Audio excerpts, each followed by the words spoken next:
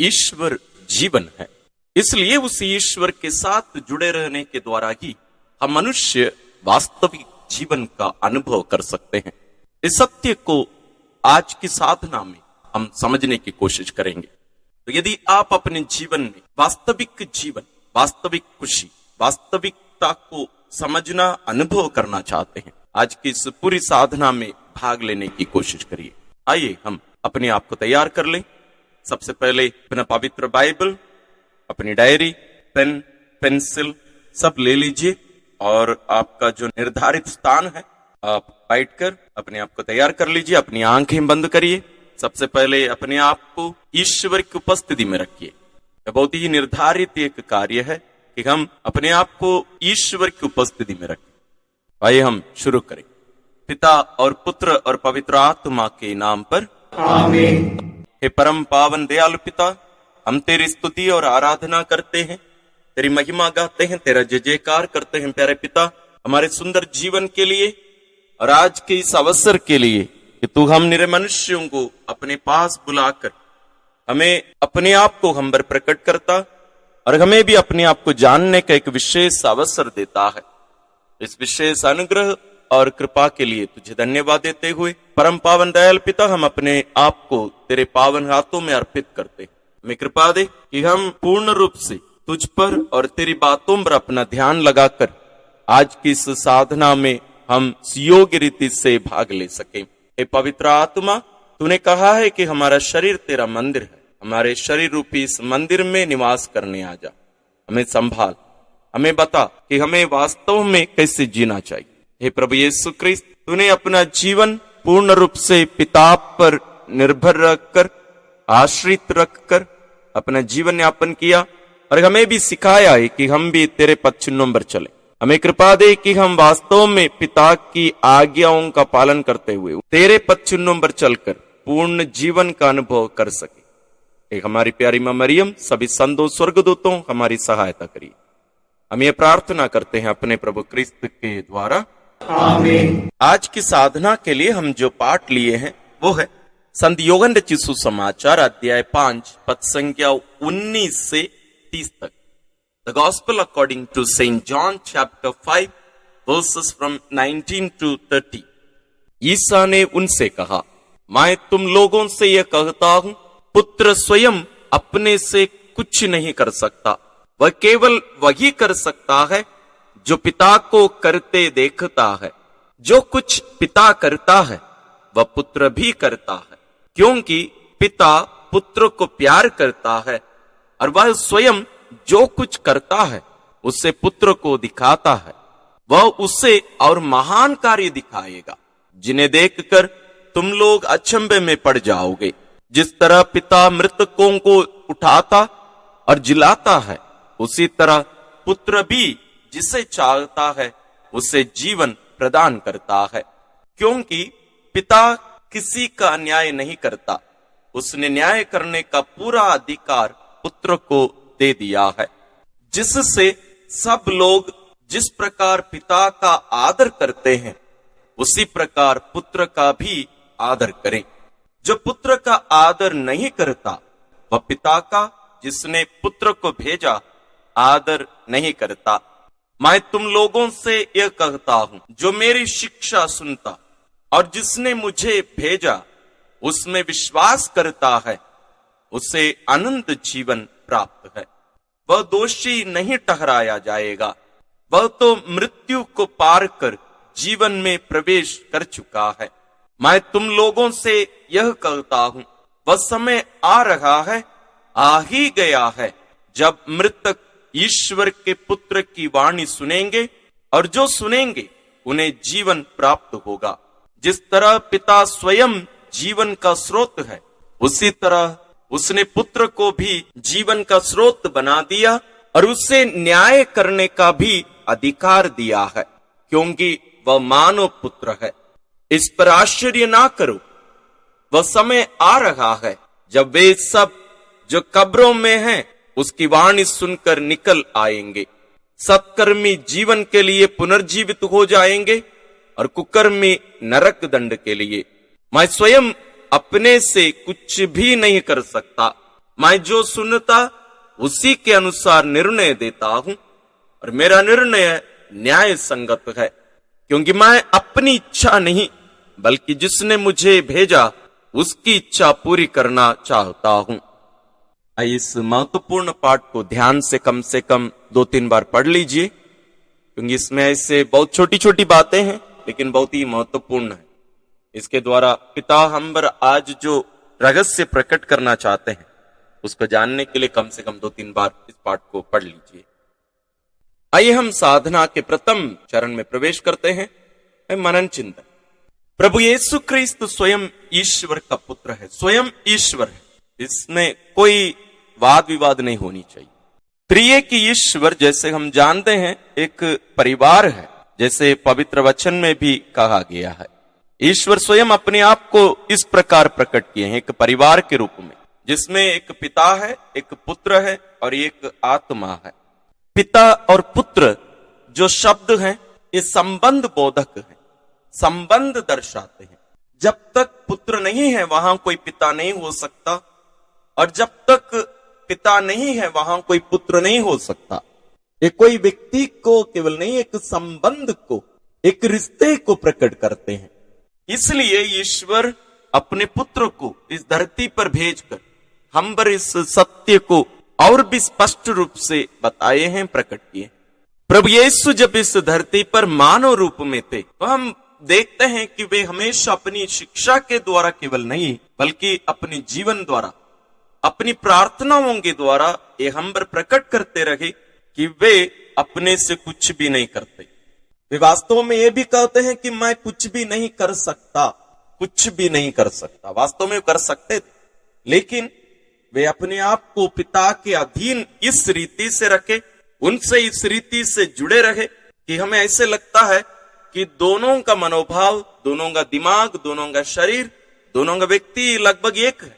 इसलिए प्रभु यीशु अपनी शिक्षा में हमें बताते हैं मैं और पिता एक हैं, हम दोनों एक हैं। तो इसको कुछ लोग लेकर ये बताते हैं कि ये दोनों अलग अलग नहीं है, पिता और पुत्र दोनों एक ही व्यक्ति हैं। नहीं, हम विवाह संबंध को भी इसी रूप में, इसी प्रकार हम पवित्र बाइबल में देखते हैं, जहां ईश्वर कहते हैं अब ये दो नहीं बल्कि एक है। क्या दोनों पति पत्नी एक ही व्यक्ति हो जाते हैं? नहीं, उनका संबंध इस प्रकार है कि दोनों वास्तव में एक है। अब दोनों की इच्छा, दोनों का दिल दिमाग, दोनों की विचारधाराएं, दोनों की सोच, ये सब एक हो जाना चाहिए, उसका अर्थ है। उसी प्रकार हम प्रभु यीशु को देखते हैं। प्रभु यीशु बार बार इस बात को दोहराते रहते हैं, विशेष रूप से संत यूहन्ना रचित सुसमाचार में प्रभु बार बार इस बात को दोहराते रहते हैं, मैं पिता में हूं, पिता मुझ में है, मैं अपने से कुछ नहीं करता, जो कुछ पिता को करता हुआ मैं देखता हूं उसी को ही मैं करता हूं, मैं जो शिक्षा देता हूं वो मेरी नहीं बल्कि उनकी है, मैं उनसे सुनकर तुम्हें सुनाता हूं। तो यहां हम देखते हैं दोनों व्यक्ति एक दूसरे पर निर्भर रहकर, आश्रित रहकर, एक दूसरे में जीता हुआ हम यहां देखते हैं। उनके बीच का संबंध इतना घनिष्ठ दिखाई देता है कि मानो दोनों एक ही हैं, दोनों का शरीर एक है, दोनों का मन एक है। प्रभु यीशु हमेशा सदैव पिता से जुड़े रहे और उनके हर कार्य और शिक्षा पिता पर ही आश्रित रहकर और पिता से ही आता है। और ये केवल उनके लिए नहीं बल्कि हमें सिखाने के लिए भी प्रभु यीशु ये करके दिखाए। वो हमसे आज यही कहते हैं कि मुझसे अलग रहकर तुम कुछ भी नहीं कर सकते, मुझसे, क्योंकि वे पहले से ही पिता से जुड़े हैं। तो प्रभु यीशु में जुड़ने का मतलब है, या प्रभु यीशु से जोड़े जाने का मतलब यह है कि हम पिता के साथ में भी जोड़ दिए जाते हैं। ये बहुत ही गहरा एक अर्थ है। ईश्वर चाहते हैं कि हम जीवन प्राप्त करें, जीवन पाए। ये जीवन कोई पेड़ में फलने वाला या मिलने वाला कोई फल नहीं है, बल्कि जीवन ईश्वर है। तो यदि मुझे जीवन चाहिए, आपको जीवन चाहिए, तो हमें जीवन रूपी इस ईश्वर के साथ सदैव जुड़े रहना पड़ेगा। हम एक दिन आधा घंटे के लिए जीवित रहेंगे, फिर मर जाएंगे, फिर दूसरे दिन आधा घंटा जीवित रहेंगे, फिर मर जाएंगे, वैसे तो संभव नहीं है ना। कहने का मतलब हम जो प्रार्थना करते हैं उसी के द्वारा वास्तव में हम ईश्वर के साथ जुड़े रहते हैं। इसलिए प्रभु यीशु क्रिस्त हमें सिखाते हैं कि सदैव प्रार्थना करते रहो, हमेशा प्रार्थना करते रहो, जैसे स्वयं प्रभु यीशु ने किया। वह सदैव पिता के साथ जुड़े रहे प्रार्थना के द्वारा। इसका मतलब ये नहीं कि हम हमेशा रोड में चलते समय चिल्लाते चिल्लाते प्रार्थना करें, नहीं। प्रभु यीशु स्वयं कहते हैं, गैर यहूदियों की तरह रट ना लगाओ, लंबी लंबी प्रार्थनाएं मत करो। यहां प्रार्थना का अर्थ है जुड़े रहना, पिता के साथ, प्रभु यीशु के साथ, पवित्र आत्मा के साथ जुड़े रहने के उस सत्य को ध्यान में रखकर अपना जीवन यापन करना, हमेशा उस सत्य पर आधारित जीना। मानो हम पिता के साथ जुड़े हों, जैसे प्रभु यीशु अपने जीवन में प्रकट किए। ईश्वर हमसे यही चाहते हैं कि हम जीवन प्राप्त करें, हम उनके साथ सदैव जुड़े रहें। इसलिए हम पवित्र बाइबल में देखते हैं कि आदि पाप के कारण मनुष्य का ईश्वर के साथ अलगाव हो गया, मनुष्य ईश्वर से दूर चला गया, दोनों के बीच का रिश्ता टूट गया, बीच में एक दीवार खड़ा हो गया। प्रभु यीशु आकर उस दीवार को गिरा देते हैं, उस अलगाव को दूर करके हमें पिता के साथ जोड़ देते हैं, हमारा उनके साथ मेल कर लेते हैं। संत पौलुस मेल मिलाप का उस शब्द का प्रयोग करते हैं, मेल कर लिए हैं, उनके साथ हमारा मेल हो गया है, हमारा पिता के साथ, ईश्वर के साथ पुनर्निर्माण हो गया है, हमारा रिश्ते का, संबंध का। ये कोई आध्यात्मिक सच्चाई केवल नहीं है, ये पूर्ण सच्चाई है। ये शारीरिक भी है, आत्मिक भी है, मानसिक भी है, ये हमारे दिल दिमाग से भी जुड़ा है। इसलिए जब हम पाप करते हैं, हम इन सभी रीति में, इन सभी क्षेत्रों में ईश्वर से हम अलग हो जाते हैं। पाप जानबूझकर, स्वेच्छा से ईश्वर से संबंध तोड़ने का हमारा निर्णय है पाप। उसके द्वारा हम ईश्वर से अलग हो जाते हैं। हमें तो पता नहीं चलता है, लेकिन ईश्वर एक प्रकार से घबरा जाते हैं। मेरा बेटा, मेरी बेटी मुझसे दूर चला गया, वो मर जाएगा, वापस आओ मेरे पास। आज इस साधना के द्वारा पुनः ईश्वर हमें याद दिलाते हैं, मेरा बेटा, मेरी बेटी, तुम सदैव मेरे साथ जुड़े रहो, मुझसे कभी भी अलग रहकर जीने के बारे में विचार ही मत करो।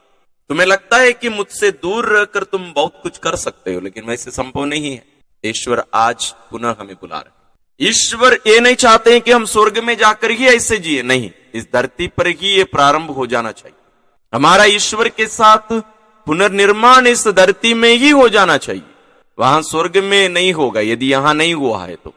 इसलिए ईश्वर कहते हैं यहीं पर धार्मिक जीवन जियो, धर्मी बनकर जियो, पाप से विमुख होकर जियो, पवित्र बनो, क्योंकि मैं तुम्हारा प्रभु पवित्र हूं। इसलिए प्रभु यीशु कहते हैं कि हमारा पुनर्जन्म होना जरूरी है, दूसरा जन्म लेना हमारा जरूरी है, हमें मरकर जी उठना जरूरी है, प्रभु यीशु के साथ पुनर्जीवित होना जरूरी है। वो हमारे शरीर के मरने के बाद नहीं, बपतिस्मा संस्कार के द्वारा वो संपन्न होना है। तो आज ईश्वर हमसे कहते हैं, आओ मेरे बेटे बेटियों, तुम जीवन प्राप्त करो, मेरे साथ अपने संबंध को सुधारो, तुम्हारे और मेरे बीच की जो दूरी है उसको कम कर दो, उस दूरी को दूर कर दो और मेरे साथ सदा जुड़े रहो। प्रभु यीशु क्रिस्त हमसे यही कहते हैं, जब मैं तुम्हें देखता हूं और तेरे बारे में मैं सोचता हूं, विचार करता हूं, जिसको मैं वास्तव में हमेशा करते रहता हूं, तेरी चिंता मैं हमेशा करता हूं, तेरे बारे में सोचते रहता हूं, मैं चाहता हूं कि हमेशा तू जैसे मैं चाहता हूं, जिस उद्देश्य से मैंने तुम्हारा निर्माण किया है, उसी के अनुसार तू जीवित रहो। मुझे पता है कि अभी तुम्हारे जीवन में चंचल है, तुम मेरी इच्छा के अनुसार नहीं जी रहे हो, तुम पाप से विमुख होने के लिए लड़ रहे हो, और कभी कभी उसमें पड़े रहना तुम्हें अच्छा भी लगता है, उसमें पड़े मत। जब भी तुम गिर जाओ तुरंत उठकर मेरे पास लौट आओ, जब तुम गिर जाओ मुझे आवाज दो, मैं वहीं पर खड़े रहकर मैं देखते रहता हूं, क्योंकि तेरी इच्छा के बिना मैं तुम्हें बचा नहीं सकता। तुम मुझसे मांगो, मुझे आवाज दो। और ये जो संघर्ष है तुम्हारा, ये केवल क्षणिक है, इस दुनिया में कुछ ही दिन की बात है, चिंता मत करो, क्योंकि तुम अभी भी तुम्हारे आदि पाप की उस संबंध से अभी भी तुम दूर होते जा रहे हो, अभी भी तुम उससे छुटकारा पा रहे हो, तो एक प्रोसेस है, एक प्रक्रिया। इसलिए रुको मत, आगे बढ़ते रहो। हमेशा पिता की इच्छा ढूंढते रहो, जैसे मैंने किया। मैं हमेशा तेरे साथ, तेरे बगल में हूं। मैं अपने साथ तुझे ले जाना चाहता हूं। इसलिए मैंने कहा, जो मेरा अनुसरण करना चाहता है, जो मेरे समान जीना चाहता है, वो अपना आत्मत्याग करे। तुम्हें अपना आत्मत्याग करना पड़ेगा। तुम्हें अपने आप को पिता की इच्छा पूरी करने के लिए अर्पित करना पड़ेगा। तुम्हारे दिल दिमाग को पिता को अर्पित करके उनकी इच्छा को ढूंढते रहना पड़ेगा। उनकी इच्छा पूरी करने के लिए अपने आप को अर्पित करने से ही तुम इस जीवन के राह पर बने रह सकते हो, और इसके द्वारा तुम्हें वास्तविक जीवन, वास्तविक आनंद प्राप्त हो।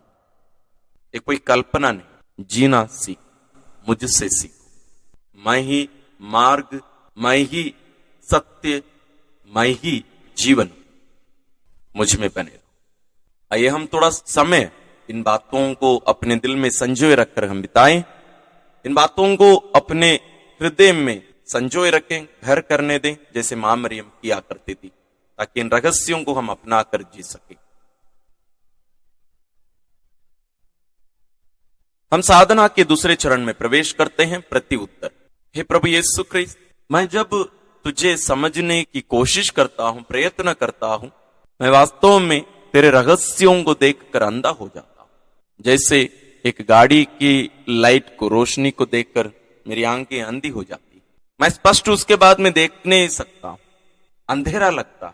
उसी प्रकार तेरे ये सब रहस्य, लेकिन मैं जानता हूं तू इस धरती पर आया तो हमारे बीच में चलता फिरता रहा, अपना जीवन जिया, और आज भी हमारे साथ तू रहता है, विशेष रूप से पवित्र संस्कारों के द्वारा, क्योंकि तू हमारे साथ रहना चाहता है, क्योंकि तू चाहता है कि हम जीवन प्राप्त करें, क्योंकि तूने कहा है कि मैं चाहता हूं कि तुम जीवन प्राप्त करो, बल्कि परिपूर्ण जीवन प्राप्त करो।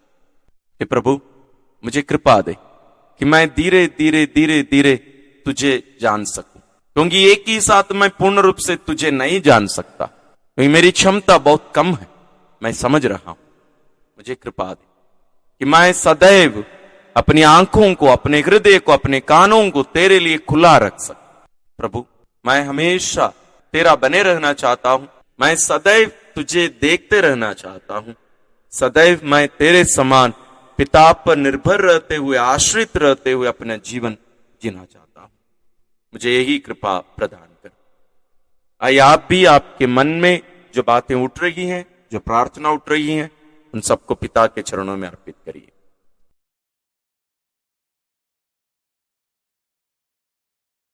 आइए हम साधना के तीसरे चरण में प्रवेश करें।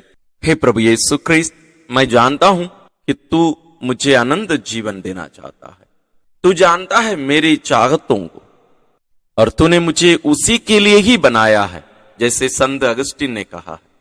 हे प्रभु, हमारा हृदय बेचैन है, तब तक बेचैन है जब तक वो तुझ में विश्राम ना पाए।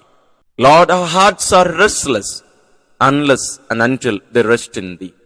लेकिन प्रभु, चुनौती यह है कि मैं पूर्ण रूप से इस राह पर बने नहीं रह पा रहा हूं, मैं पूर्ण रूप से इसको नहीं चाह पा रहा हूं, क्योंकि जब तक मैं पूर्ण रूप से तुझे नहीं चाहूं, तेरे इस राह पर नहीं चलना चाहूं, तो मैं तुझसे इसको पूर्ण रूप से नहीं पा सकता। हे प्रभु, मुझे कृपा दे कि मैं किसी भी कीमत पर सदैव तेरी इच्छा पूरी करने वाला बन, जैसे तू पिता की इच्छा पूरी करने वाला बन, तू मृत्यु तक आज्ञाकारी बना रहा, उस प्रकार मैं भी मेरे जीवन के अंतिम क्षण तक पिता की इच्छा खोजने वाला, पूरी करने वाला बन। और प्रभु, जैसे तूने किया, हमारी भलाई के लिए, हमारी मुक्ति के लिए अपने आप को अर्पित किया, उसी प्रकार मैं भी अन्य लोगों के लिए, दूसरों के लिए, उनकी मुक्ति के लिए मैं अपने आप को दे सकूं। मुझे कृपा दे, ताकि इस तरह मैं अन्य लोगों को भी तेरे इस मुक्ति के राह पर ले चलूं और अनंत जीवन में प्रवेश वे भी पा सके। आइए हम थोड़ी देर मौन रहकर इन बातों को और इनसे जुड़ी आपके मन में जो बातें उठ रही हैं, उसके साथ हम थोड़ा सा समय बिताएं। आइए हम साधना के चौथे चरण में प्रवेश करें, निर्णय या संकल्प लेना। आज की साधना के द्वारा जरूर ईश्वर हमसे बहुत कुछ चाहते हैं और हम भी इन बातों को समझ रखें। इन सभी को आप अपनी डायरी में लिखने की कोशिश करिए और आज से ही पालन करना शुरू करिए। एक दो बातें महत्वपूर्ण ऐसे हैं। सबसे पहले हमेशा प्रार्थना करना सीखना, यानी हमेशा पिता के साथ जुड़े रहने की सच्चाई पर अपना जीवन यापन करना। कभी भी ये नहीं भूलना है कि हम केवल और केवल ईश्वर में बने रहने से ही जीवित रह सकते हैं। इस सत्य को हम समझ सकें, इसका एक निर्णय लें, सदैव प्रार्थना करते रहें। दूसरी बात है प्रभु यीशु के समान पिता की इच्छा पूरी करने के लिए अपने आप को पूर्ण रूप से अर्पित करना। प्रभु यीशु यहां तक कह डाले कि पिता की इच्छा पूरी करना ही मेरा भोजन है। भोजन जैसे हमें शक्ति देता है, ऊर्जा देता है, एनर्जी देता है, उसी प्रकार प्रभु यीशु कहते हैं मुझे पिता की इच्छा पूरी करने से ही ऊर्जा मिलती है, एनर्जी मिलती है। साथ ही प्रभु यीशु के समान दूसरों के लिए अपने आप को देना। ये साथ साथ और भी बहुत सारी बातों पर हमने मनन किया। आप उनको ध्यान से यदि आप चाहें तो दोबारा सुनिए, मनन करिए और निर्णय लीजिए और उसको संकल्प में बदलकर पिता की इच्छा पूरी करने के लिए आइए हम पिता से ही प्रार्थना करें। हे परम पावन दयालु पिता, हम तुझे धन्यवाद देते हैं आज के इस विशेष अवसर के लिए। तो हमें बुलाकर तेरे पुत्र के समान बनने के लिए हमें आमंत्रित करता है। प्यारे पिता, हमें कृपा दे कि हम सभी प्रभु यीशु के पथ चिन्हों पर चल सके, सदैव प्रार्थना करते हुए तुझसे जुड़े रहने वाली सच्ची संतान हम बन सके। हमें कृपा दे। हे प्यारे पिता, हमें तेरे पुत्र का मनोभाव प्रदान कर, जिस तरह वह अपने आप को तेरी इच्छा पूरी करने के लिए अर्पित करके अपना जीवन जिए और यहां तक वे आज्ञाकारी बने रहे कि अपने आप को दास के रूप में मृत्यु को, क्रूस मरण को भी स्वीकार करने वाले एक आज्ञाकारी पुत्र वो बना रहा। उसी प्रकार हमें भी बनाने की कृपा कर, हमें भी उसी का ही मनोभाव प्रदान कर। हे पवित्र आत्मा, तूने पिता और पुत्र को जोड़ के रखा, आज भी जोड़ के रखता है। तू ही उन दोनों के बीच का रिश्ता है, संबंध। हे पवित्र आत्मा, ये प्रेम का आत्मा हमें भी पिता और पुत्र के साथ जोड़ने की कृपा कर। हम सदैव उन दोनों की इच्छा ढूंढने वाले बने, हम सदैव उनकी महिमा ढूंढने वाले बने, हम सदैव दूसरों की भलाई ढूंढने वाले बने। हमारे लिए प्रार्थना करते रह, हमें संभालने की कृपा कर। हे प्रभु यीशु क्रिस्त, हम तुझे धन्यवाद देते हैं आज के इस दिन के लिए। हमें कृपा दे कि हम पिता के राह पर चल, हम भी तेरे राह पर चल, सदैव पिता की इच्छा पूरी करने वाली सच्ची संतान हम सभी बन सके। एक हमारी प्यारी मां मरियम और सभी संतों स्वर्गदूतों हमारे लिए प्रार्थना करिए। हम ये प्रार्थना करते हैं अपने प्रभु क्रिस्त के द्वारा, आमीन। प्रिय भाई और बहनों, हम भी प्रभु यीशु के समान बनकर पिता की महिमा के लिए, दूसरों की भलाई के लिए, उद्धार के लिए अपने आप को देते हुए इस जीवन के राह पर हम आगे बढ़ते रहें। ईश्वर आप सबों को विशेष आशीष, अनुग्रह, कृपा प्रदान करते रहें।